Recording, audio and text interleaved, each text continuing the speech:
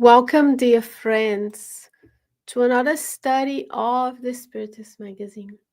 Every Tuesday at 8 p.m. Eastern Standard Time, we come together in order to review, to reflect, and to learn from one of the articles from one of the issues of the Spiritist magazine. It's such a blessing to be here with you today. As we check the systems, it's always good to make sure we are all good to go. Here we have an opportunity to learn with Euripedes Barsanulfo. We continue our journey through issue 68, which is the newest issue of the Spiritist magazine, which you can download by visiting spiritistmagazine.org, where you'll find the link to the PDF version of the magazine or the apps for your Google and Apple devices, as well as the link to the Facebook page of the Spiritist magazine, a contact us form, as well as a donation button. Your help is truly appreciated. Your presence is truly appreciated. So if you enjoy this program, we ask you that you share, that you like, that you subscribe, that you follow, so on and so forth, so that we can spread the good news of Christ to more people. So today, we're talking about the silent angel. And the spirit is Euripedes Barsanulfo through the mediumship of Francisco Candido Xavier. And I'll share the screen with you so you'll be able to see what the Spiritist magazine looks like on my computer. You can easily do it as well, download it as well to your computer. And here we have, this is the most beautiful work of many volunteers that work with the editor-in-chief in order for us to be here together. If you scroll down to page 36 of the magazine, you will find this beautiful image, and the title of the article is The Silent Angel. The spirit is Euripedes Barsanulfo, and the medium is Francisco Candido Xavier. So Euripedes Barsanulfo will allow us to go through a story at the time where Jesus was at the cross. So let's focus. Euripedes tells us at the top of the cross, the Lord recognized that in truth there was no place for him in the world.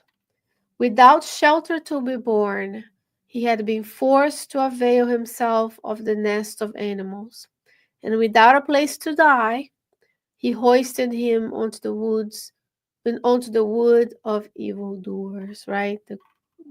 Being born humble at the manger, no place to die, being murdered by the powers to be at the time. He was crucified. Now, however, that he had mentally isolated himself in the clamor around him, his vision expanded. Of course, he's the Christ. So Euripides is going to tell us, through Chico, what Jesus saw at the moment of the cross. He gazed in spirit. Let's make it a little larger font. He gazed in spirit at the great palaces of the earth, right? We still have those. And they are occupied by the powerful who dress in purple and gold, surrounded by slave women and unhappy servant. This is Christ looking at the construction of humankind around him. And he, Christ, or Jesus, noticed that they dominated the four quarters of the globe. As the Christ Spirit, who is the governor of our planet, he's looking around, and we can still see, right, dear friends, the four corners of the world, of the globe, even though it's a globe. We can talk about everywhere around the globe. We have palaces occupied by the powerful, who are dressed in purple and gold by having a bunch of servants going around them, giving prestige to the executioners of human blood and to the false prophets who numbed their conscience. So this is us worshipping who? Mammon, which is the god of money, right? Us worshiping the physical senses, worshiping things, wealth, without thinking of others. But within the high walls that separated them, the Lord also saw those who lived in disharmony with himself. He pointed out the many martyrs of justice in prisons, the victims of slander flogged in public squares, the heroes of fraternity on martyrdom posts, the workers of good, given over to the beasts as pasture. He's talking about, right, giving, feeding the beasts on the many displays, right, that the Roman Empire had at that time. The friends of popular education under the knife of unconscious executioners. The persecuted condemned to irons in inhospitable regions. The helpless mothers whose tears fell like dew of bile on the dry earth. The old without hope, the caravanners of nakedness and hunger, the sick without a bed, and the children without a home. We are still, to a certain extent, experiencing on our planet all of these that Jesus is describing here, what he's seeing in the moment of the cross. Maybe we don't have people being sent to beasts in the Roman Colosseum, or those flogged in public squares. Hopefully we're a little bit more advanced in the laws that manage and help us live in harmony in society. But there are still places on the earth where those who are persecuted by those in power go to prisons. Helpless mothers are crying over the inability of having enough for their children. The old without hope. There's a lot of older people, even in the US, who are without hope, who are destitute, who have been abandoned and left in places like assisted living and nursing homes, even though we understand it's hard to take care of the elderly, but in our culture, we really isolate the elderly. The sick who don't have health care, and children who are in orphanages were still there.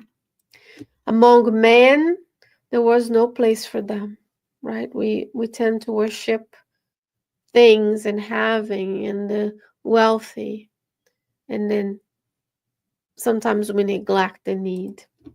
As before the dead Lazarus, Jesus wept. So Jesus, the Christ consciousness himself, cried as he looked at us at that time, over 2,000 years ago, and he wept. And what did he do? He said, Euripedes says, he wept, Christ wept, and begged God for someone to come represent him at the feet of the afflicted, someone who would soothe wounds without recompense, who would wipe away tears and serve without asking. This is Christ asking God for help, sending his messengers who execute the works of goodness on the earth. And the merciful Father and God answer, dear friends, when we ask, we might be given, shall be given. Ask and shall be given. Sometimes we're not given because we're not asking what is right for us. Jesus wept and begged God to bring us someone who help us alleviate the suffering. And the merciful Father sent Jesus a whole cohort of angels who praised him happily, transforming the wood into an apotheosis of light. So you imagine Christ is there, outstretched arms. Of course, he has on what is happening with his physical body as the physical life is being taken, and he cries and he looks and sees, and he asks God to send those who will help us. And God sends. Imagine he there and this cohort of angels who work with Christ, who of course, excuse me, of course, were helping Christ execute his mission. So we have also a learning here. There's a cohort of spirits, at least one, but there's more, for each and every one of us who is helping us throughout our life. Are we asking them for help? Are we asking God to send them to help us? Jesus did. Jesus is the guide, and Jesus is the model. So should we as well. With the exception of one of them, who instead of worshiping him, looked respectfully towards him, his lips trembling, as if seeking his final orders. So imagine, dear friends, you are at your last minutes of this life, feeling all the physical sensations that come with the discarnation process. Are we thinking of praying so the messengers come and help others? No, right? You and I would be praying so messengers come to help us. But Christ, he looks around, he sees the suffering, and he acts. And one of those angels comes to him super respectful, lips trembling, very respectful. The frenzied crowd did not notice what happened before the dying Christ and the sublime messenger, right? There was a cohort of people on the ground cheering the crucifixion. Embedded in this collective obsession that they had at the moment, go to the book Good News to learn more. The frenzied crowd didn't notice that Christ was having this interchange between him and God, because that's what the Christ spirits are able to commune with God. We know of God and have an intuition of God, but Christ spirits commune with God. And then, however, they weren't noticing.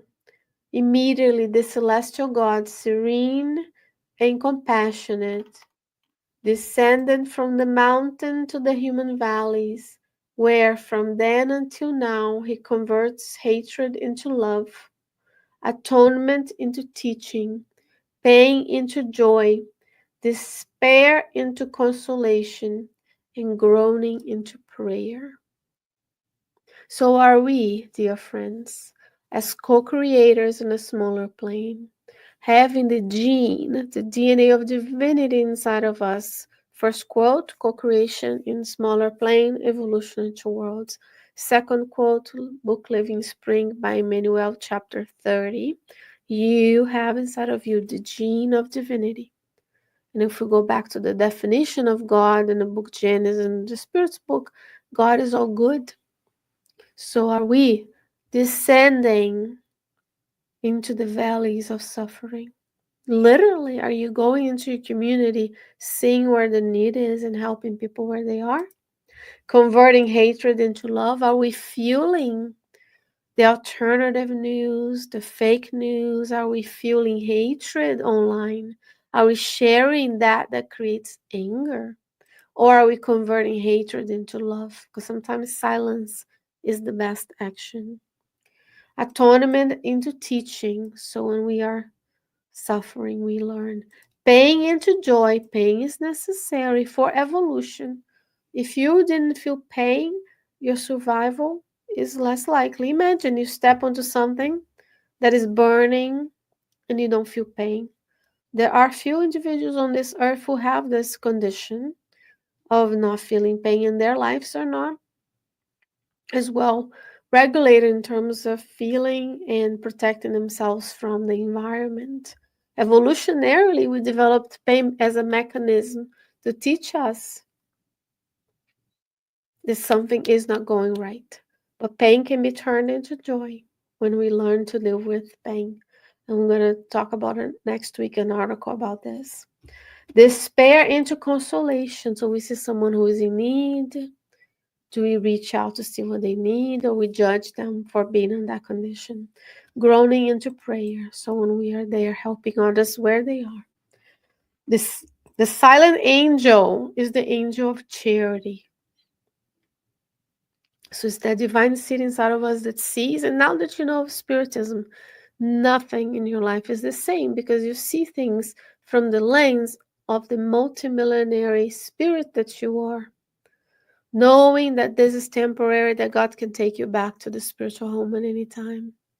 And then in the other side, we don't want to feel regretful of the time we didn't use in helping others, because, dear friends, none of the Spiritist literature shows to us that they praise those with 60,000 passport stamps. Oh, I've been here, I've been there, and Instagram here. Da, da, da, da.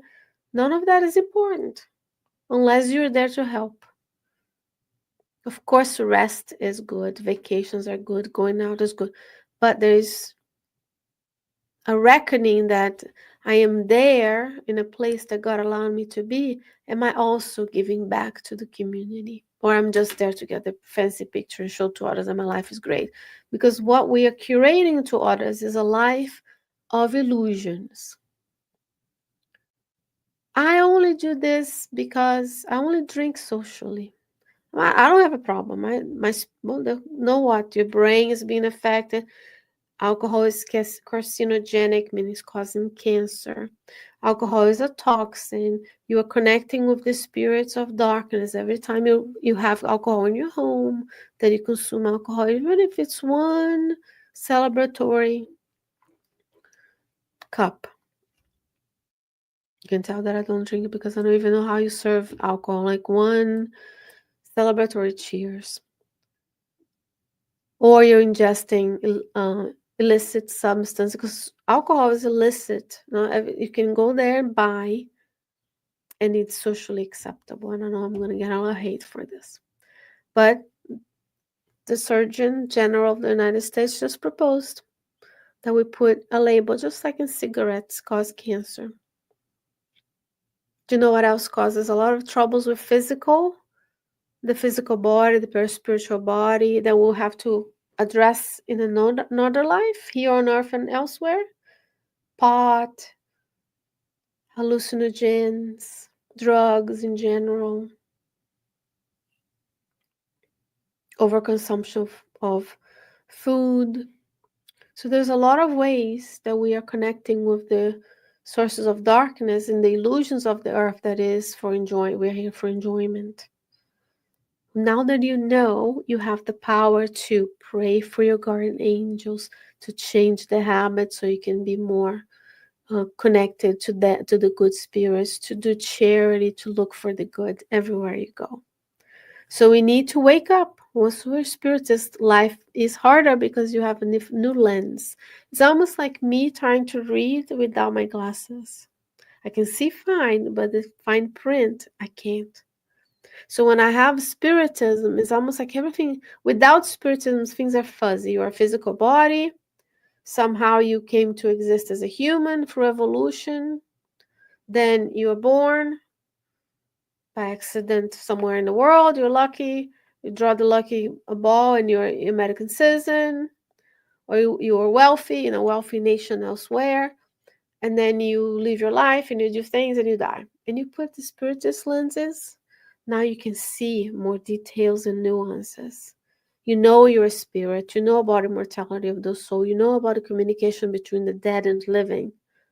The good communication that we are having right now. You inspired by your mentors, you're listening to this. Me inspired by my mentors, so that I can say the right things to you, to do the good. Or we choose devices that attract us to the lower zones. And we have a choice. We have free will. Our free will dictates you can do it, but there are consequences.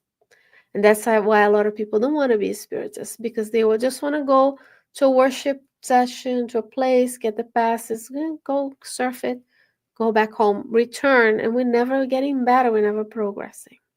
So what should we do?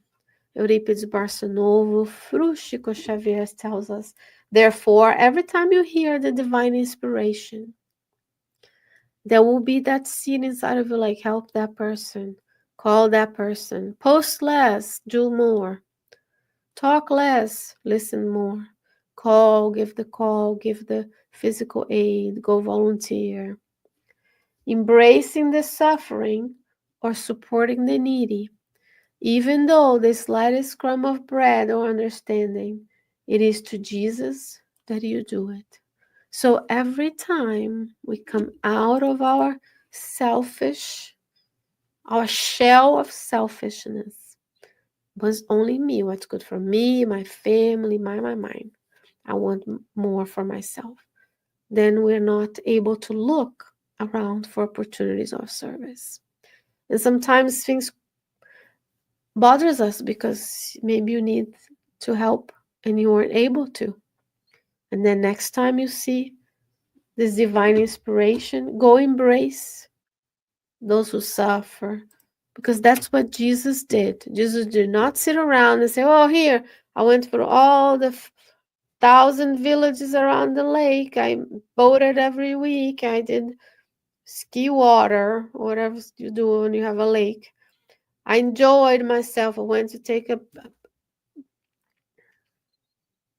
vacation in the Mediterranean. That's not what Jesus came here to do, friends. So we need to pair enjoyment with duty. The more you're given, the more will be asked of you. Every time we do anything, even the slightest crumb, and it can be simple. I'll give an example, not to make this about me. I was driving today to come here after work, because that's when I record. I'm with you, right? Just like everybody else, I have to work.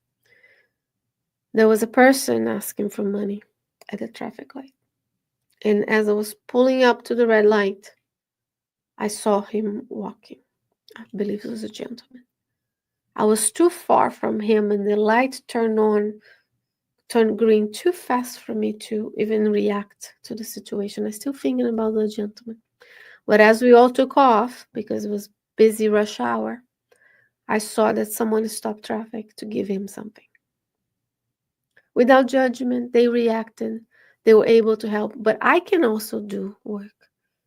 As today we're together, then I was praying for that person and for all the other people around me in the area that are suffering, even if they have a home, if they don't have to go for the humility of asking for something at a traffic light, of begging. There is suffering everywhere that you can help Jesus with.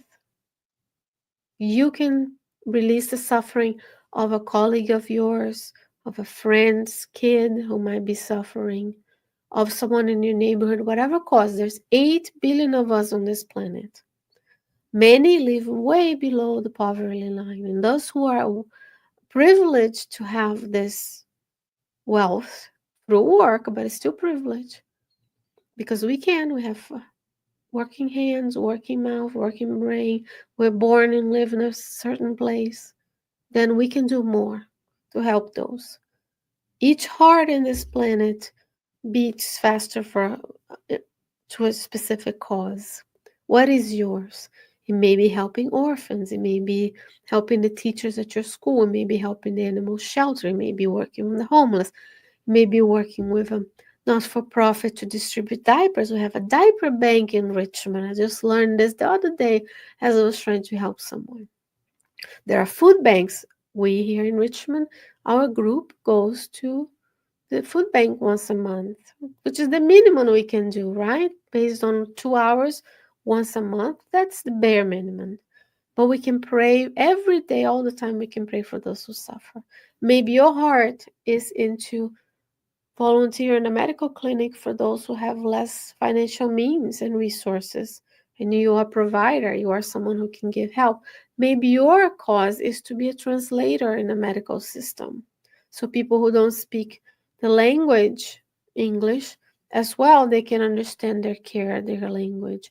Maybe your call is to be the PTA director, to pick up the trash on the road, whatever it is. There's like a million other things. Saving the trees, saving the ocean, which we should do, right? So we can have a planet to live in.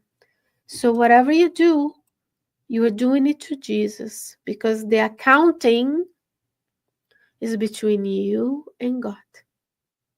When I discarnate, I will give accounting of my time on the earth, my resources on the earth, the parable of the talents, friend.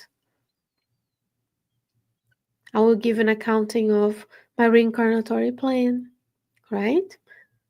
And is it because God is out there, like Santa Claus, naughty and nice? No. It's because we, in our conscience, will feel we failed on this part, but we accomplished on this part. It's always a balance. So let's make the scale go more for a lot of accomplishment, less of things we still have to address, because it accumulates for the next life, right? And due to the planetary transition, some of us will be invited to go elsewhere and be away for our loved ones on the earth for a while. Go to read the book On the Way to the Light, when the people from a capella came to reincarnate on the earth, and Jesus lovingly received them. Some returned, some are still here. That will be the same with the inhabitants of the earth. As the earth progresses, we who progress with the earth might be able to remain reincarnating in the future on the earth. Those who are hindering the progress will be invited elsewhere, because there's so many mansions in my Father's house, right? There's so many globes similar to ours, and then we will find the attunement of the globe that we need, and we will be invited there. So whatever you do of the good, you're doing it to Jesus. You're co-creating with Him in goodness. So be the agent, dear friend, of the silent angel of charity. Dear friends, it's always a blessing and an honor to be with you every Tuesday at 8 p.m. Eastern Standard Time. Please feel free to share this, to like, to show it to others, to contact us at spiritistmagazine@gmail.com to talk to the editor-in-chief, spiritistmagazine.org to download the app, to download the PDF version of the magazine, or to even order a physical copy of the magazine. May you stay well, may you stay safe, and I hope to see you next time. Take care, friends. Bye bye.